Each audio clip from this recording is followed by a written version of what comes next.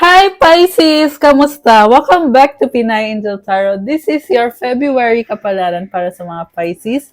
General love reading, kaya maaaring mag-resonate o hindi. Pero pag nag-resonate, i-comment nyo para alam ko. Happy birthday sa mga Pisces! Ayan, happy birthday sa inyo guys. It's Pisces season right now. Comment nyo kailan ang birthday nyo. Comment present para alam ko nanonood kayo. And happy Valentine's belated. Also happy Chinese New Year belated. Ayan, so kamusta kayo guys? So tingnan natin anong energies ang connected kay Pisces ngayon sa love life mo. Sa career na din. Depende kung anong cards ang lalabas. So kung kailangan nyo ng gabay, pwede kayong magpa-private reading sa akin. May bayad po yun kasi ikaw mismo yung i-reading ko. Message lang kayo sa akin sa Facebook page ko, Pinay Angel Tarot, or sa Viber or sa WhatsApp para mas mabilis. Nasa description box po yung contact number ko sa ilalim ng video na to. Also, kung gusto nyo magkaroon ng crystals, kagaya na nakikita nyong suot ko, meron at marami po akong crystals for sale. Bisitahin nyo po sa Instagram ko kasi nakapost po lahat doon. Meron to attract love, to attract money, wealth, prosperity, and abundance, for new beginning, for protection, for opening of your chakras, removing blockages, for manifestation, for mental clarity, at marami pa pong iba. So, tingnan nyo na lang po doon para kayo mismo ang pumili kung anong crystal ang kailangan nyo. Lahat po ng crystals ay dumadaan sa rituals. Meron yung specific intention para sa'yo lang. And, ayun. Message nyo na lang ako, guys. Okay, so tingnan natin. Ito na. Unang mensahe para kay Pisces. Synchronicity. A divine soul counterpart relationship is blessed with amazing moments of synchronicity. Oh my gosh! Soulmate mo, yin-yang. Like the yin-yang symbol, twin flames contain an aspect of each other's character within themselves. So guys, twin flame or soulmate mo ang taong to, binabalanse nyo isa't isa. Divine soul counterpart ang sabi dito. Kaya nakakaranas kayo na may mga signs or may mga synchronicity na napapansin nyo, kagaya ng, well, maraming signs kasi. Yung iba nakakakita ng mga feathers, ganon, or meron nakakakita ng angel numbers, or yung parang feeling mo na hindi maalis sa isip mo yung taong yan. Malamang yan, soulmate mo kasi yan, or di kaya twin flame mo yan. Okay. Nice naman. Okay. So, from the tarot, tingnan natin ang cards na nakuha mo. Overall energy is the Hangman. So, tinitingnan mo sa ibang anggulo yung sitwasyon. Kasi, pinag-aaralan mo may mga bagay na hindi clear sa'yo or hindi mo maintindihan, kaya pinag-iisipan mo. Nakahang ka sa ngayon, ibig sabihin hindi ka muna gumagalaw kasi nasa process ka pa lang na iniintindi mo muna yung sarili mo, pati na din yung sitwasyon. Okay. Sa recent past, 10 of Pentacles, 7 of Pentacles, and 9 of Swords. Wow! Very practical na energy. Meron kang legacy dito.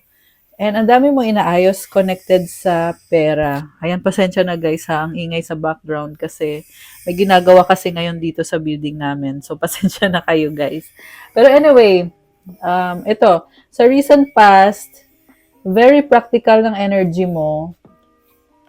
Kasi inisip mo kailangan mong gawin lahat ng effort na yan para yan sa future mo. And mayroong person dito na sobrang komportable kayo sa isa't isa. Gusto mo magkaroon ng stability talaga. Posible din na sa past, inuna mo yung finances mo kaysa sa love. Meron akong nakita dito na tinalikuran mo yung taong yan or yung love yung tinalikuran mo kasi nga, mas mahalaga sa'yo yung stability mo, yung para sa future. Okay. So, current energies mo, 5 of Swords, the Judgment card, and the Ace of Wands. So, ngayon iniisip mo na parang ang hirap ng desisyon na kailangan gawin. Pero gagawin mo yan para sa sarili mo. Sa nakita ko dito, parang meron kang gustong gawin na yung passion mo, alam mo yun, yung passion mo andun, and nakita ko na nagbo-bloom ka ngayon. So, ibig sabihin, nag-workout naman yung mga ginagawa mo. Pero yung nga lang, sa isip mo, bakit nahirapan ka? Or parang feeling mo talo ka. Okay, mamaya i-clarify natin yan kung ano man yan. Parang I feel like inuna mo yung sarili mo talaga. Paulit-ulit yung energies na yun dito sa reading. Sa near future, Ace of Pentacles, Five of Pentacles, and the Knight of Pentacles. Oh my gosh.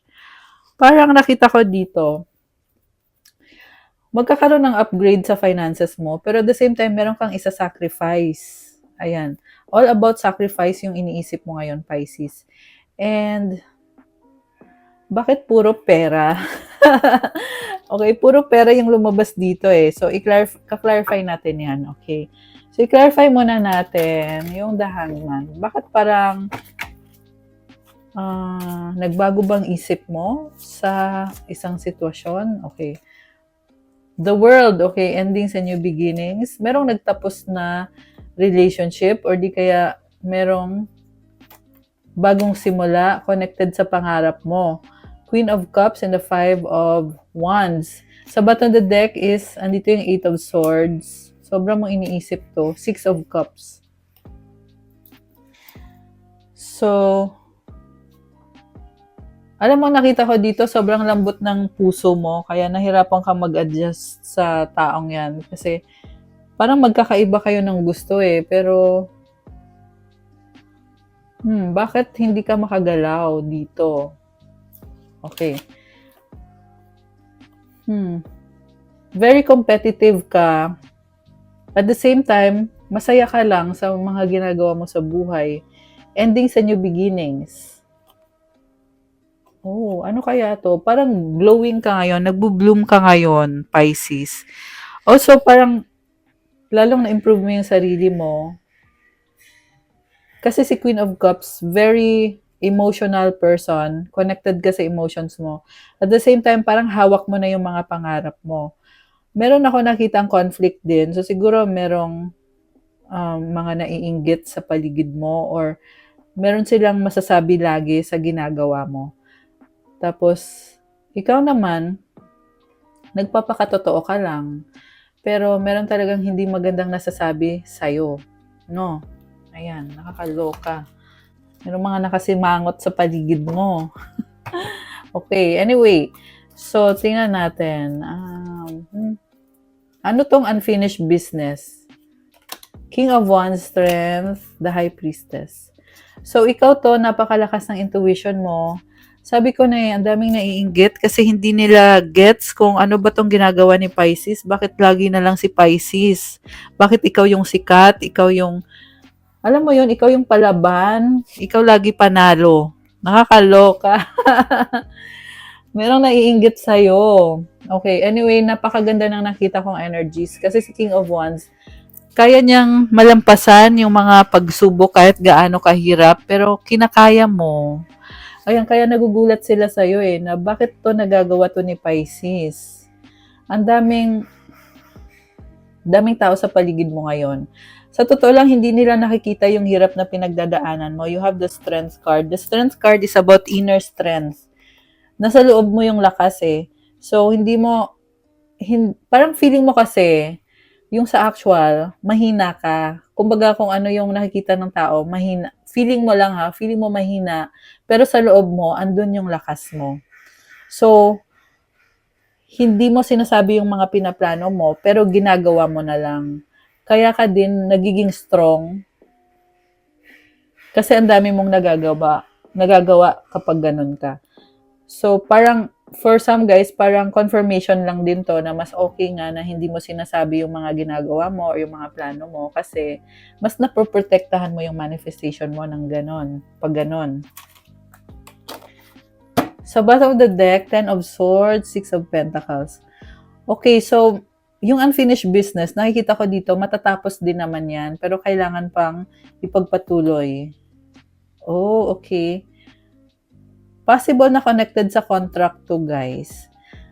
Nakita ko dito, very independent ka. 9 of Pentacles, 3 of Cups. Maraming tao sa paligid mo. Alam mo, meron ako nakikita tutulungan mo. Masaya sila. Kung sino man tong tutulungan ni Pisces. King of Pentacles, 9 of Cups. Ang ganda ng energy mo ngayon. Nakita ko dito may achievement ka, very practical. Masaya ka overall sa buhay mo. Merong celebration. Isa na din yun kasi Pisces season ngayon, kaya magsa-celebrate ng birthday si Pisces, di ba? Ayan, kaya happy birthday ulit sa inyo. And then, wow, ang nice naman. Okay. Pero gusto ko kasi i-clarify, uy, tumalon yung card, Two of Cups. Oh my gosh. So, merong person dito, soulmate mo to or twin flame mo to na connected yung puso nyo. Tanggap mo siya, tanggap ka niya, kahit magkaiba kayo. Okay, grabe. So, I was gonna say na gusto ko malaman kung anong feelings ng person mo. So, tingnan natin. Knight of Swords, Four of Swords, Ace of Swords, Black Numen. Oh my gosh. Four of Pentacles.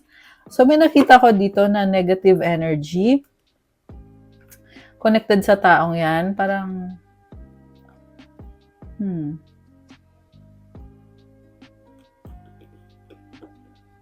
parang ayaw niya mag-risk kasi meron siyang mabigat na pinagdadaanan.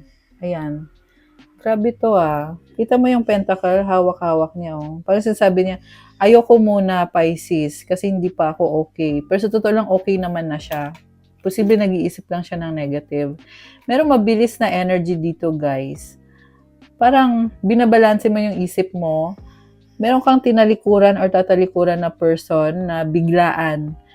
Kailangan mong gawin yan para sa peace of mind mo. And, grabe to oh. Nakikita ko dito, uunahin mo yung sarili mo, Pisces. Nagdala din ng negative energy sa buhay mo yung taong yan. Okay. Bakit naman nagdala ng negative yung taong yan para kay Pisces? Seven of Cups, Knight of Wands, the Justice card. Sa bottom of the deck, the Hierophant. Two of Swords. Okay, baka may ka-deal kang Taurus or Gemini. Ang nakita ko dito,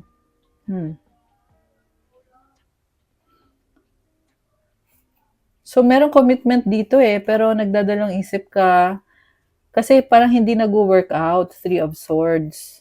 Ayun. So, alam mo yung feeling na sinusuportahan nyo nga yung isa't isa pero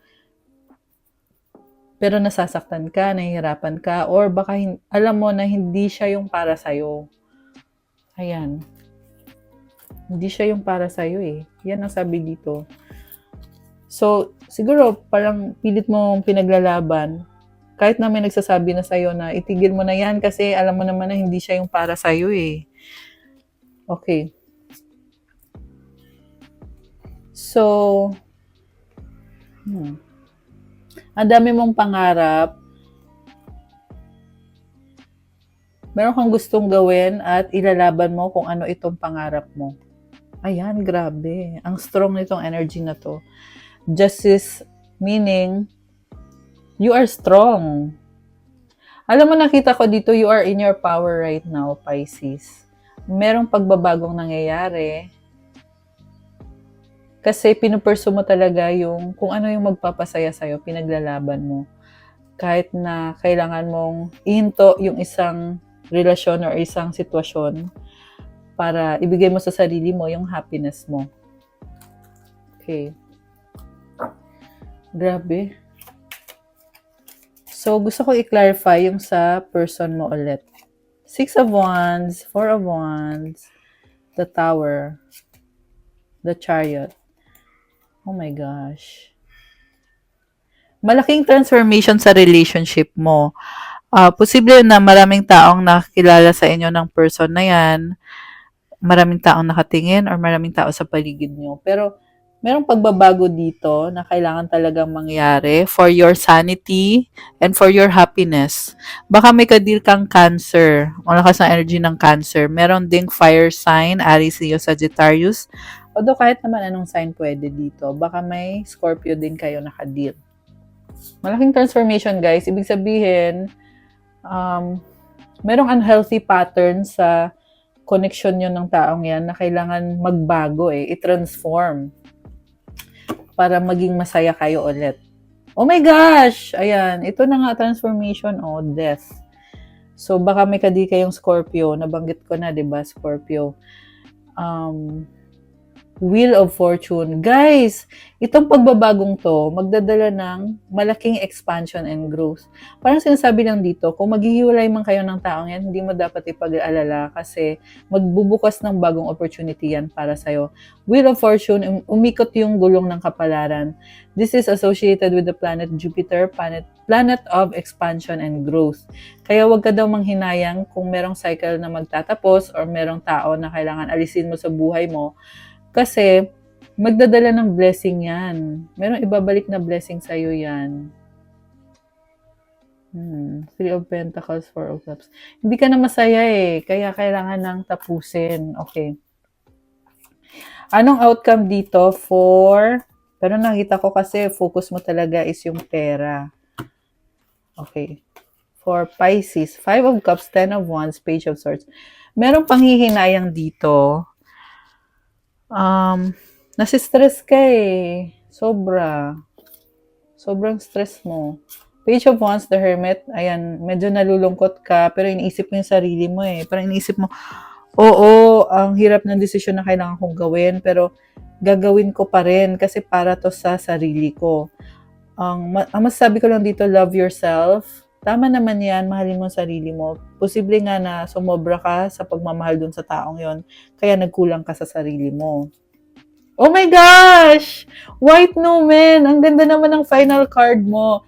So, alam mo kahulugan ng card na to. This is the best card sa tarot deck na to. And sinasabi lang dito na malalampasan mo lahat yan, Pisces. Kaya, masabi ko lang, congratulations! Ayan.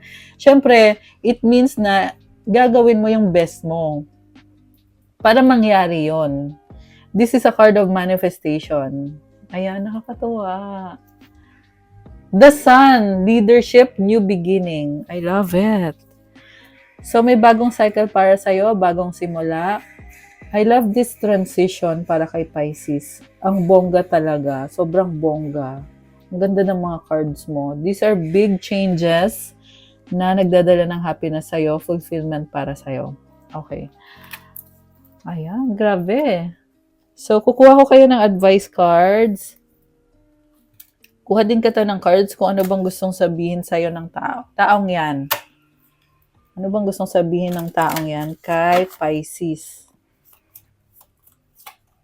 Okay, tumalon yung card. I regret lying to you. Oh my gosh. I don't react when people mention you. I left you before you could leave me. Parang inunahan ka niya. Bago mo pa daw siya iwanan. Iniwanan ka na niya, tinalikuran ka na niya. I want you. Attracted pa rin sa'yo. I couldn't let you get close to me. I'm afraid to contact you.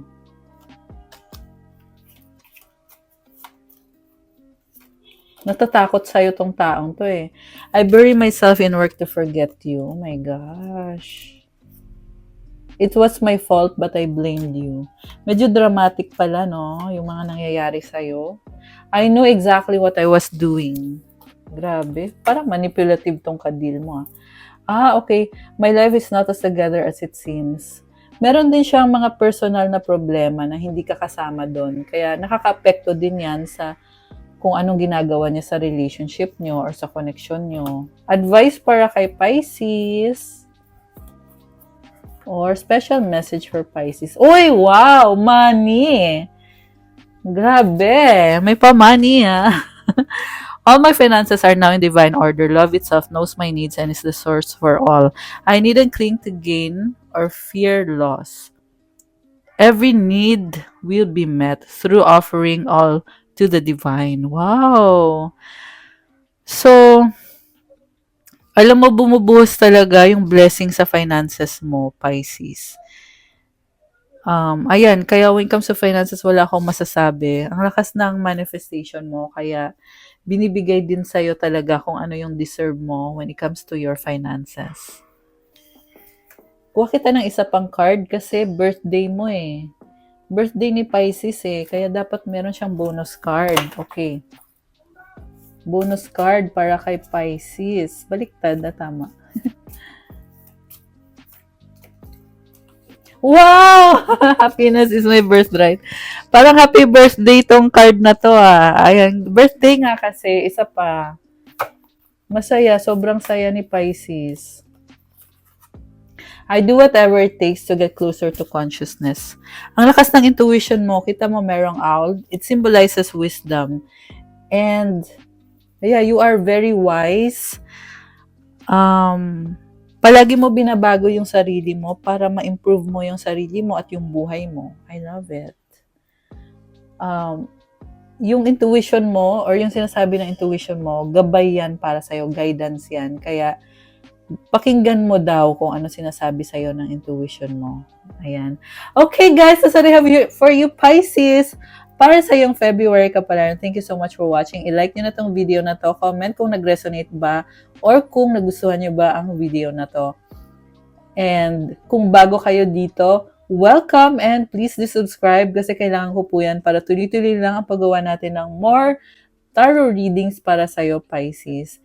And also, kung kailangan nyo ng gabay, kung nag-resonate kayo sa reading na to at kailangan nyo ng more information, message nyo ako sa Facebook page ko for a private reading. May bayad po yun kasi ikaw mismo yung i-reading ko. Pwede nyo rin akong i-message sa Viber or sa WhatsApp para mas mabilis. Nasa description box po yung contact details ko. At kung kailangan nyo naman ng crystals, kagaya ng nakikita nyo yung ginagamit ko, pwede nyo i-follow nyo ako at tingnan nyo yung mga post ko sa Instagram kasi nakapost po lahat doon ng mga crystal bracelets available. Meron pang attract ng love. Siyempre, ito yan, yung rose quartz. Meron pang attract ng money. Ayan, ito yung rose quartz. Pang attract ng abundance and prosperity. Meron tayong for spiritual protection.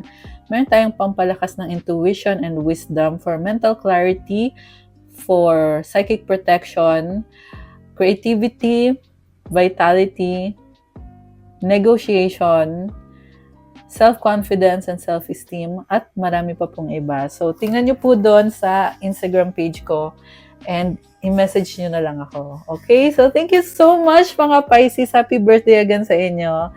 Enjoy your celebration and belated happy Valentine's again. I'll see you again sa mga next videos ko. Have a good day. God bless. Stay safe and see you soon. Bye!